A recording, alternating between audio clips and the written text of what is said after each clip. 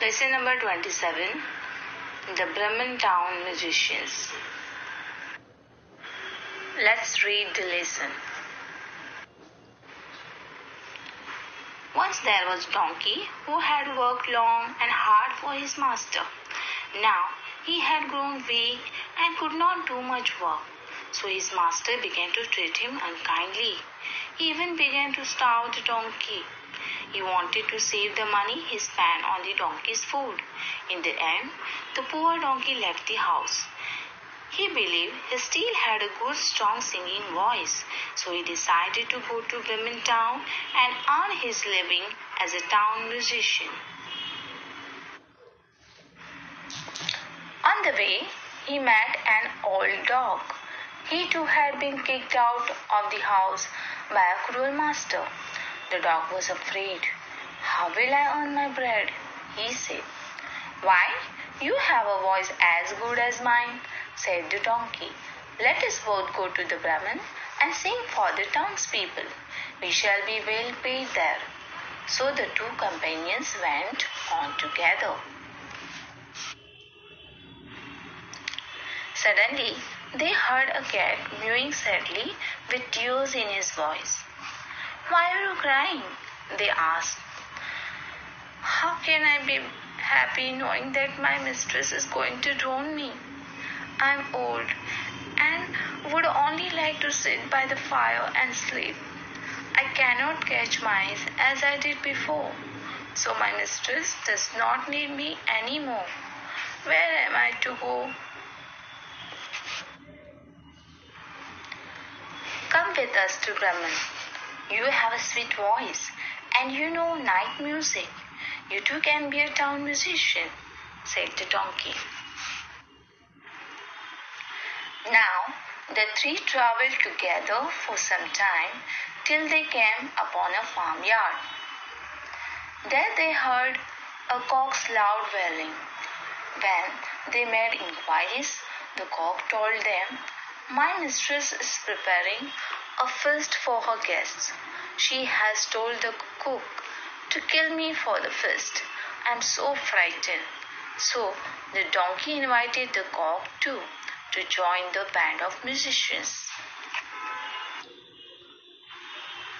Bremen was still a long way away.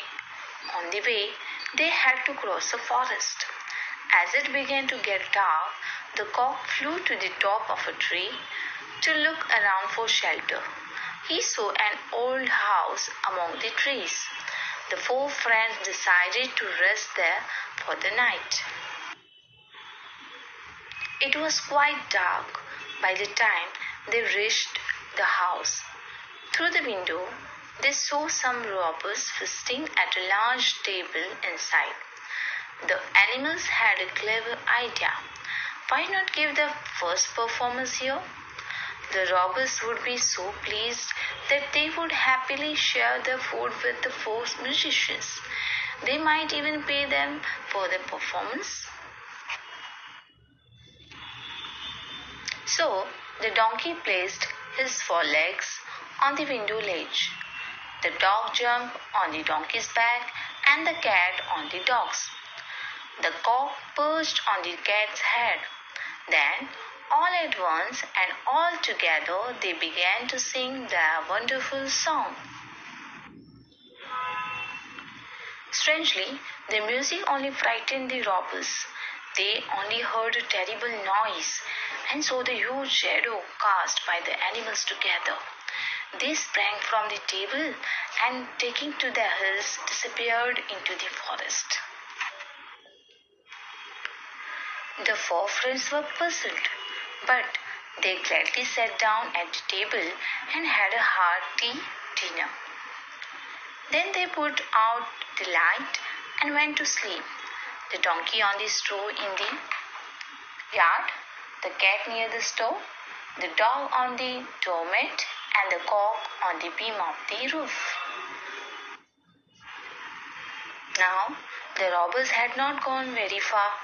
Their leader saw the house become dark and quiet, so he sent a man to see if it was safe to go back to the house. The robbers had kept all the stolen riches in that house and wanted them back. The man went into the house on tiptoe. He saw the cat's eyes and thought they were burning coals. He tried to pick up one to light his candle, but it frightened the cat. The angry cat flew at him and scratched his face. This frightened the robber. He turned to run out of the house. As he ran, the dog on the doormat bit his leg hard. He stumbled and fell on the donkey. The donkey, woken up suddenly, gave the robber a smart kick with his hind legs. And all this while, the cock had been screaming, "Cock-a-doodle-coo," in his ears and flapping his wings around his head. The robber nearly died of fright. Somehow, he got back to his gang. In a trembling voice, he told them that the house was full of monsters and deadly creatures who bit and scratched and kicked and attacked you in the dark. So, the robbers never went back to the house. The four friends found enough money in the house to live on there in happiness and comfort. That is why the musicians never went to Bremen. Thank you.